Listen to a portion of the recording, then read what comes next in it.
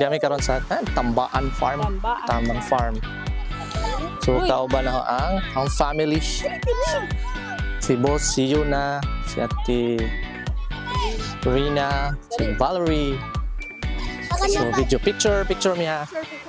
So wanna picture, video himi. 1, 2, 3, smile. Sapa. So diata karon sa kuan, sa Tambaan Farm. Dito. So makita nimo nang kuan no. Unsa nga nga tourist spot sa gawas yan, kalimot ko sa iniman. Kato parehas ito tapos nibo. Ha? Windmill siguro. So pakita dito ang kuan. Nice.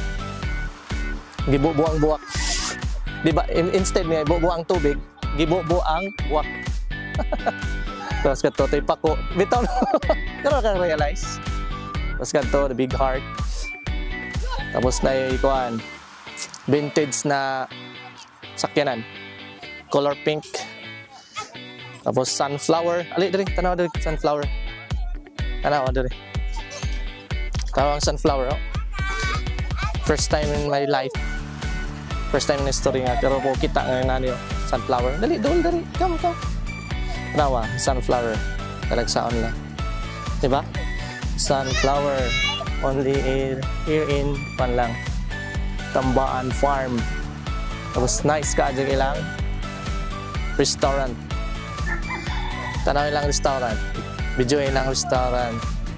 Grabe ka na nice, no? Grabe ka. Kuhan ka diba? Nakay peace of mind. Tawa. Sa surroundings ta.